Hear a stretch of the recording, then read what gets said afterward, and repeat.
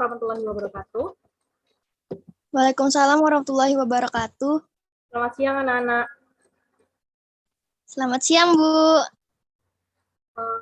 Di sini Ibu guru baru ya, untuk menggantikan Ibu Siti Khadijah karena Bu Siti Khadijah lagi cuti melahirkan. Di sini Ibu mau memperkenalkan diri dulu ya. Nama Ibu Raihan Jasmin Alisahak, bisa dipanggil Bu Jasmin. Di sini ketua kelasnya siapa? Saya, Bu. Pimpin doa dulu ya. Iya, Bu. Berdoa dimulai.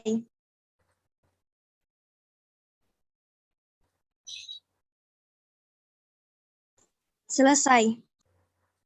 Untuk pertemuan kali ini, kita akan membahas tentang perkembangan kehidupan pada masa Hindu dan Buddha. Di sini ada yang tahu tidak hari ini kita akan membahas apa? Enggak, Bu. Sekarang pertemuan kali ini kita akan membahas tentang perkembangan pada masa Hindu Buddha, yang dimana pada saat itu ada bagaimana akulturasi dari datangnya agama Hindu Buddha ke Nusantara ini, yang dimana itu membuat kehidupan dalam pemerintah, masyarakat, sosialnya, lalu budayanya masyarakat itu bercampur gitu kan, akulturasi. Nah, waktu pertemuan yang sebelumnya, mungkin Ibu Khadijah udah bilang ya, udah ngasih tahu ke kalian kalau misalnya kemarin kan ada banyak teori-teori untuk datangnya kehidupan, datangnya agama Hindu Buddha ini, yaitu ada teori Brahmana, Siwa, dan itu tuh sangat kental sekali, dan sampai selesainya kedatangan ini juga diterapkan di sistem pemerintahannya.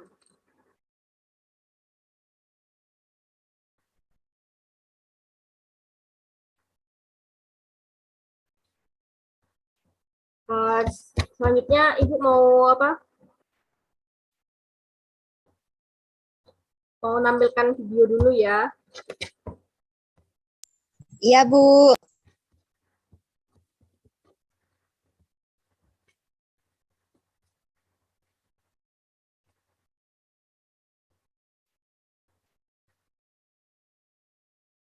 Sudah kelihatan?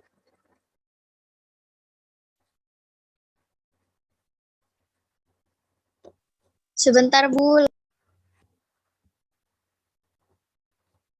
Sudah, Bu.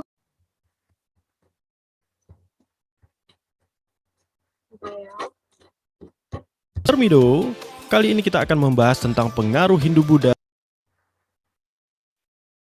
Sudah ada suaranya? Sudah, Bu. Oke, kita mulai ya. Tentang pengaruh Hindu-Buddha dalam kehidupan masyarakat Indonesia pada masa kini. Pendahuluan. Zaman Hindu-Buddha di Indonesia disebut juga sebagai masa klasik karena pengaruh kehadirannya yang kuat di Indonesia.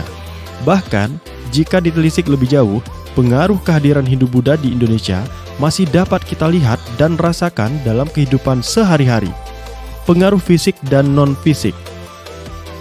Nah, jadi ada dua pengaruhnya, yang bersifat fisik dan juga non-fisik. Kalau pengaruh fisik, merupakan peninggalan dari zaman Hindu-Buddha yang dapat kita lihat secara fisik pada benda-benda masa kini. Pengaruh non-fisik merupakan peninggalan yang mempengaruhi adat, pola pikir, ataupun perilaku pada masyarakat masa kini. Penasaran apa saja pengaruh Hindu-Buddha di masa kini? Simak pembahasan berikut ini. Ya, pengaruh fisik. Pengaruh Hindu-Buddha berbentuk fisik. Yuk cari tahu. Yang pertama, peninggalan atau pengaruh fisik bisa berupa seluruh wilayah Nusantara. Penjelasan singkatnya seperti ini.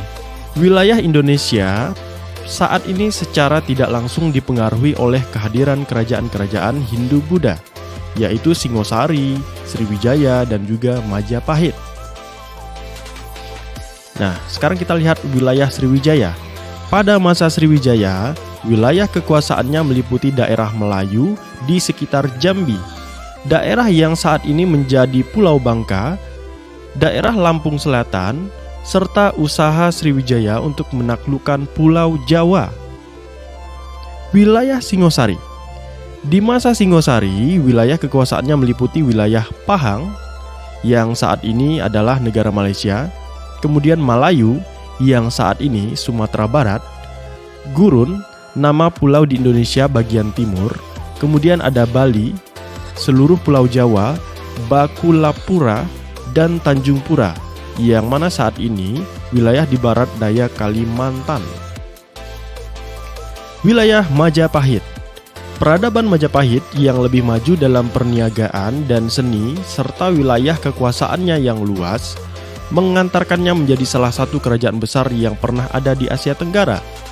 Kerajaan maritim Hindu-Buddha memiliki pengaruh yang luas karena tidak terbatas hanya di daratan saja, sehingga dapat melakukan penjelajahan mengarungi lautan untuk menyebarluaskan pengaruh di bidang politik, ekonomi, maupun di bidang budaya. Jadi kesimpulannya, pada akhirnya wilayah-wilayah kerajaan yang terbentuk pada masa itu membentuk wawasan tentang wilayah Nusantara yang sebagian besar menjadi negara Indonesia pada saat ini. Kemudian yang kedua, dalam bidang arsitektur. Penjelasan singkatnya adalah, salah satu pengaruh yang masih bertahan hingga saat ini adalah arsitektur pada bangunan di masa lalu yang banyak digunakan oleh bangunan masa kini. Beberapa bagian bangunan yang terpengaruh adalah pembagian bangunan dan halaman. Kemudian ada atap bangunan dan gapura. Pembagian bangunan dan halaman. Candi terdiri dari 3 bagian utama, yaitu Burloka, kemudian ada Bufarloka, dan Swarloka. Konsep ini kemudian diadaptasi dan saat ini dapat kamu lihat pada rumah-rumah tradisional di Bali. Biasanya, rumah tradisional Bali memiliki halaman yang luas dan dibagi ke dalam 3 bagian tersebut. Bangunan rumahnya terdiri dari bagian utama atau bagian atas bangunan, kemudian bagian madya atau badan bangunan, dan bagian nista atau kaki bangunan. Atap bangunan. Selain pada pembagian bagian bangunan, pengaruh arsitektur juga dapat dilihat pada atap bangunan. Contohnya adalah Masjid Agung Demak yang menggunakan atap tumpang seperti pada pura. Tuh gambarnya tuh. Kemudian ada gapura. Selain 2 hal di atas, bagian gapura juga dapat mengalami pengaruh dari Hindu-Buddha. Contohnya adalah gapura Bajang Ratu dengan gaya arsitektur dapur raksa. Berikut adalah gambarnya. Nah, itu tadi pengaruh yang fisik. Sekarang kita masuk ke pengaruh non-fisik. Nah, kira-kira apa sih pengaruh non-fisik ini? Mari kita cari tahu tempe. Apa sih? Teknologi perkapalan. Salah satu pengaruh non-fisik itu adalah teknologi perkapalan. Kenapa disebut non-fisik? Karena teknologinya. Ya kan? Nggak ada fisiknya, tetapi teorinya kita tahu. Teknologi perkapalan semakin maju sejak zaman Hindu-Buddha, khususnya pada masa Sriwijaya. Ciri khasnya antara lain adalah badan lambung kapal berbentuk seperti huruf V.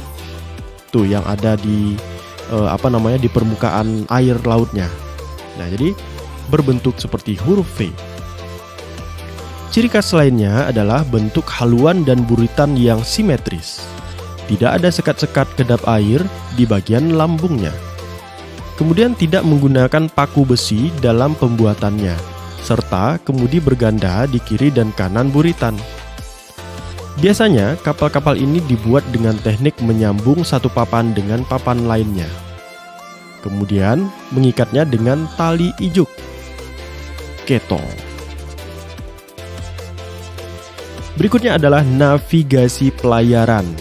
Nah, jadi navigasi pelayaran ini juga peninggalan yang berbentuk non-fisik. Itu adalah ilmu pengetahuannya gitu. Pelayaran bangsa Indonesia pada masa kuno bergantung pada sistem angin musim. Pengetahuan tentang angin darat dan angin laut penting bagi pelaut. Untuk mengetahui arah, pada siang hari, para pelaut memanfaatkan matahari. Lalu di malam hari, mereka menggunakan letak kelompok bintang tertentu di langit seperti bintang mayang, bintang biduk, dan sebagainya. Nah, ini maksudnya adalah rasi bintang ya. Berikutnya adalah sistem pendidikan. Jika saat ini kamu banyak menemukan sekolah yang memiliki asrama, itu adalah salah satu warisan masa klasik atau masa Hindu-Buddha. Salah satu kerajaan yang terkenal dengan pendidikan agama Buddhanya dan memiliki asrama adalah Kerajaan Sriwijoyo. Saat itu, kerajaan memiliki asrama yang namanya Mandala sebagai tempat untuk belajar ilmu keagamaan dan ilmu-ilmu lainnya. Asrama biasanya terletak di sekitar kompleks candi dan digunakan oleh para murid. Berikutnya ada bahasa dan sistem aksara. Pada masa awal Hindu-Buddha masuk ke Indonesia dari India, bahasa Sanskerta hanya digunakan oleh kaum pendeta.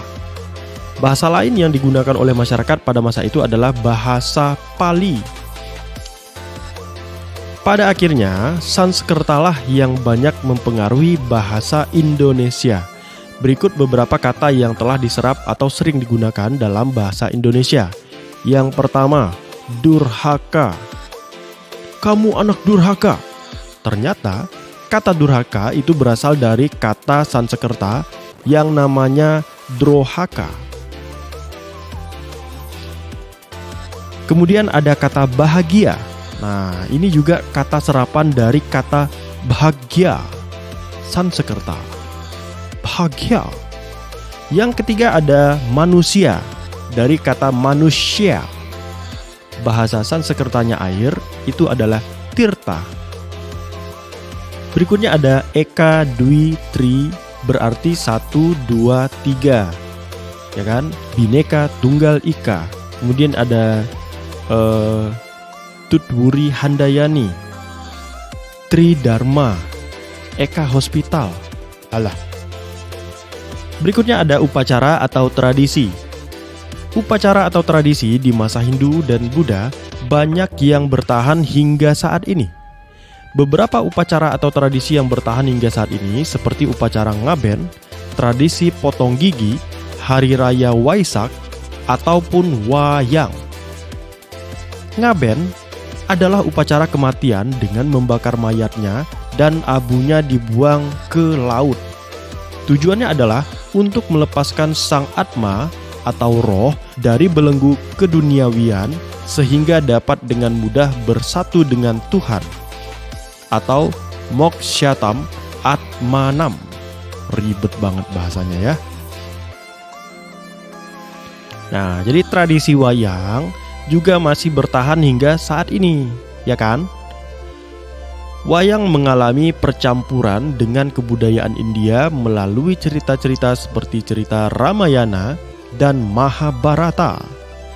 Pagelaran wayang hingga sekarang masih sering diadakan di Indonesia, mulai dari pagelaran wayang kulit dan juga wayang golek.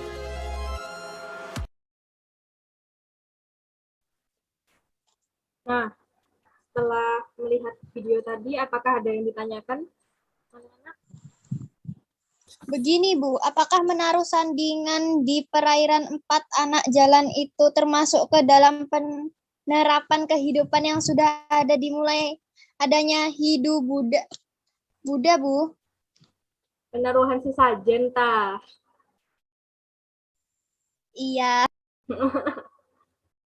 Jadi kalau misalnya penaruhan sesajen itu kan termasuk ke dalam penerapan kehidupan Hindu Buddha yang sudah ada mulai Hindu Buddha. Itu kan juga karena apa,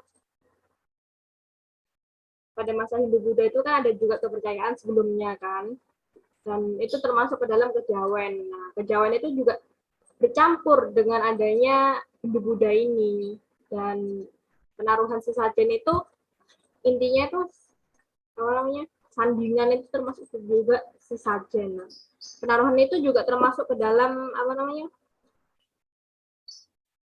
cara kita untuk menghormati leluhur yang dulu. Dan ya kalau misalnya apa, percaya tidak percaya ya pastinya kan kita juga memiliki leluhur, dan itu bagaimana caranya kita untuk menghormatinya seperti itu. Gimana, Mbak? Mengerti, Bu. Oke, apa ada yang bertanya lagi? Saya, Bu. Ya, Mas. Apakah Candi Borobudur termasuk ke dalam penerapan kehidupan Hindu-Buddha hingga saat ini? Iya, penerapan Candi Borobudur itu kan juga apa namanya, dibuat pada masa adanya kerajaan Buddha kan, dan itu tuh juga termasuk ke dalam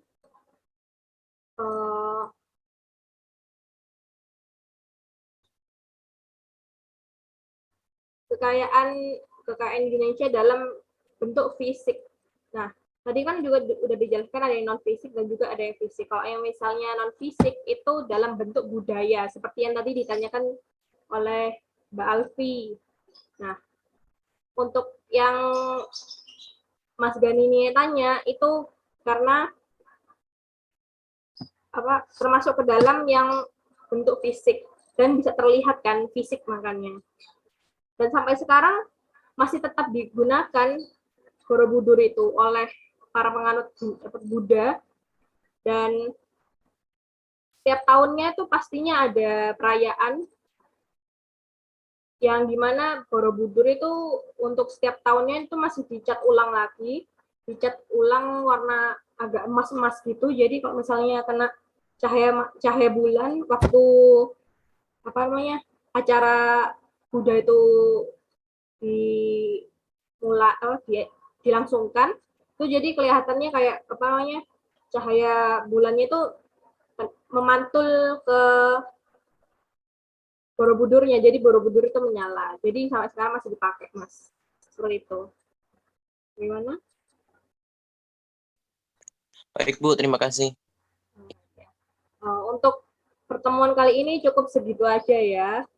Dan apa? Tadi kalian udah absen kan? Sudah, Bu. Udah, Bu. Oh, alhamdulillah. Ya udah ya, apa? Jangan lupa ngisi apa? Ibu udah ngasih tugas di Google Classroom, tolong dicek ya. Soalnya itu nanti bakal masuk ke nilai tugas harian. Ya udah ya, untuk pertemuan selanjutnya masih membahas Hindu Buddha ini, tetapi lebih ke arah kerajaannya. Oke. Mana ini ketua kelasnya? Pimpin doa. Baik, Bu. Berdoa dimulai.